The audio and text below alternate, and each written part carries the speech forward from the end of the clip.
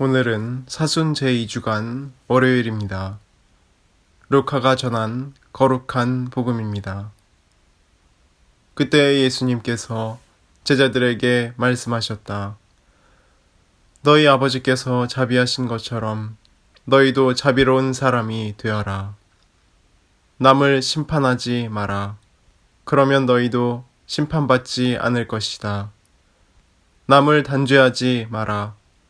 그러면 너희도 단죄받지 않을 것이다. 용서하여라. 그러면 너희도 용서받을 것이다. 주어라. 그러면 너희도 받을 것이다. 누르고 흔들어서 넘치도록 후하게 되어 너희 품에 담아주실 것이다. 너희가 되지라는 바로 그 되로 너희도 되받을 것이다. 주님의 말씀입니다. 그리스도님 찬미합니다. 찬미 예수님, 유대교에 이런 이야기가 하나 있습니다.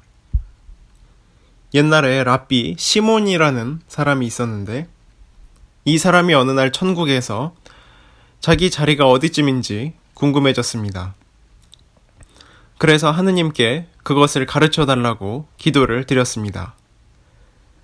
하느님께서는 이 시몬에게 너의 자리가 어느 백정의 자리 바로 옆이라고 응답을 주셨습니다. 네, 랍비 시몬은 의아한 생각이 들었습니다. 나는 밤낮으로 성전 연구와 하느님을 섬기는 일에만 전념하고 있고 주위에서도 나를 현명한 랍비라고 칭송을 하고 있는데 한낱 백정을 이웃으로 해야 한다니 어디 한번 가서 어떤 사람인지 알아봐야겠다. 이웃이 될 사람이 어떤 사람인지 궁금해진 랍비는 그 백정이 사는 곳으로 찾아갔습니다. 가서 이런저런 이야기를 나누다가 백정에게 물었습니다. 당신이 지금까지 어떤 일을 해왔는지 얘기를 좀 해주십시오. 몹시 궁금합니다. 이 백정이 대답하기를 이야기할 것이 있겠습니까? 저는 죄가 많은 사람으로서 성경을 전혀 읽은 적이 없습니다. 처음부터 백정의 직업을 가졌었고 덕분에 돈을 좀 벌었습니다. 경제적인 여유가 생기고부터는 저도 선행을 베풀고 싶어서 매주 이 고장에 가난한 사람들에게 고기를 나누어 주고 있습니다. 헌금도 자주 하는 편입니다. 이 말을 듣고 랍비가 말했습니다. 그 밖에 또 무슨 선행을 했는지 좀 알려주십시오. 그러니까 백정은 과거에 잠깐 동안 이제 세관장으로 일했을 때 일이라면서 이야기를 시작했습니다. 언젠가 이런 일이 있었습니다. 어느 날 배가 입항하여 제가 그 배로부터 세금을 받고 막 돌아가려고 할 때였습니다.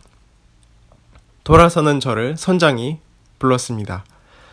정말 멋진 물건이 있는데 살 생각이 없습니까? 꼭 당신한테 팔고 싶은데. 그것이 무엇입니까? 뭔지 알아야지요. 돈을 내기 전에는 가르쳐 줄 수가 없습니다. 사겠습니까? 안 사겠다면 그냥 가십시오. 그래서 그것의 가격이 얼마입니까? 1만 양만 내십시오. 아니 도대체 뭔지 알아야 살 것 아니겠습니까? 제가 그 물건을 꼭 살 테니 귀띔이라도 해주십시오. 감을 잡아야 사든지 말든지 하지 않겠습니까? 4만 양이요. 사겠습니까? 말겠습니까? 제가 대물을 때마다 그 선장은 대답을 않고 자꾸 값을 올리는 것이었습니다. 그래서 무엇인지 모르지만 뭔가 귀한 물건인가 보다 생각하고 제가 그 물건을 샀습니다. 그래서 돈을 이제 치르고 나니까 이 선장이 배 밑창에 있는 창고에서 200명의 유태인 포로들을 끌고 와서 제게 말했습니다. 당신이 사지 않았다면 이 200명의 사람들은 모두 바닷물에 빠져 고기밥이 되었을 것입니다.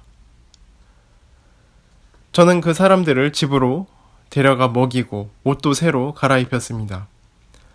그 중에는 미혼 남녀들도 꽤 있어서 저는 그들을 서로 짝지어 주었습니다.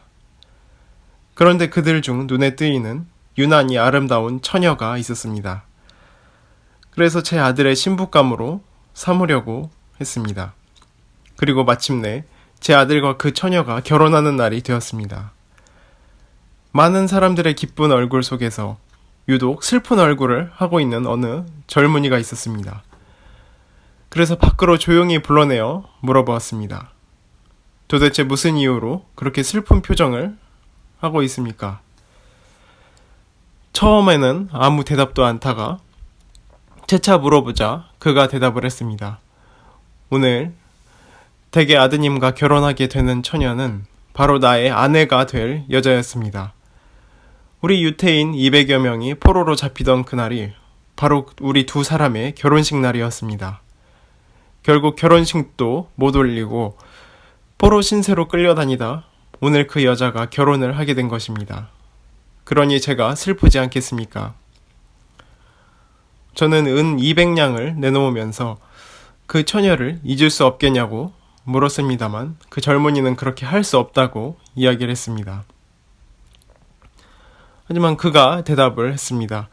저는 이 세상 그 무엇보다도 그녀를 사랑합니다. 하지만 당신은 그녀와 나의 주인이자 은인이나 마찬가지므로 그녀를 당신의 며느리로 삼고 싶으시다면 그렇게 하십시오. 그러나 돈 따위는 필요 없습니다. 그의 얘기를 듣고 저는 그것을 저의 아들에게 자세히 이야기를 했습니다. 그러니까 아들이 그 처녀를 양보하겠다고 하더군요. 그래서 저는 그 젊은이와 그 처녀를 결혼시켜 주었습니다. 이 백정은 이제 회상하듯이 이야기를 마치고 아마도 무엇인가 선행을 했다면 바로 그 일이 아닌가 싶습니다. 하고 이야기를 마쳤습니다. 이 조용히 듣고 있던 랍비 이 시몬이 감탄하며 이야기를 했습니다. 그대의 이웃이 되는 것을 정말 기쁘게 생각합니다. 하느님 나라에서 우리의 자리가 어디일지 다시금 생각해보게 만드는 이야기입니다. 오늘 복음에 예수님께서 우리에게 이야기해 주십니다. 누르고 흔들어서 넘치도록 후하게 되어 너희 품에 담아주실 것이다. 너희가 되지라는 바로 그 되로 너희도 되받을 것이다. 우리가 행하는 이 모든 선행들, 이 인간의 선행들이 이 세상과 시간을 초월해서 하느님 나라에 닿고 있음을 우리에게 가르쳐주는 예수님의 말씀입니다. 그래서 우리가 이 세상에서 행하는 이 모든 일들이 하느님 나라에 닿기까지 그 모든 의미를 지니게 됩니다. 그래서 예수님께서 우리에게 알려주시고자 하는 것은 우리가 하느님 나라에 들어가려면 어떻게 해야 하는지 그것을 잘 알려주고 계시는 것입니다. 예수님의 말씀을 마음에 새기면서 오늘 하느님 나라에 들어갈 수 있는 선행, 쌓을 수 있는 은총, 그분께 바라시기를 청하며 오늘 하루도 그분 은총 안에서 복된 하루 되시기를 바랍니다. 아멘.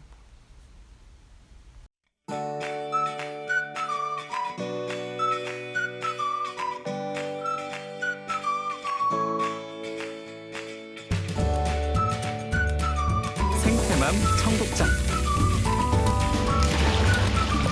국산 콩은 한 가마에 요즘 45만원 정도 합니다. 수입 콩은 국산 콩이 6분의 1 정도 한다고 그럽니다. 근데 저희들은 단 한 번도 수입 콩을 쓴 적이 없습니다.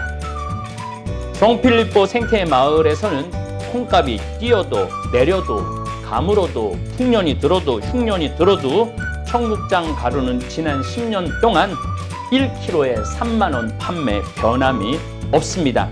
우리 생태맘, 우리 청국장 가루 이름이 생태맘입니다. 생태마음, 엄마의 마음, 이런 것을 합쳐서 생태맘 청국장 가루입니다. 미국 FDA 식품의약청 심사도 통과해서 1년에 50만 달러어치를 벌써 3년째 수출도 하고 있습니다. 어쨌든 여러분들 청국장가루 많이 구매하셔서 맛있게 많이 드시기 바랍니다. 저는 아침에 밥숟갈로 2숟갈 물에 타서 마십니다.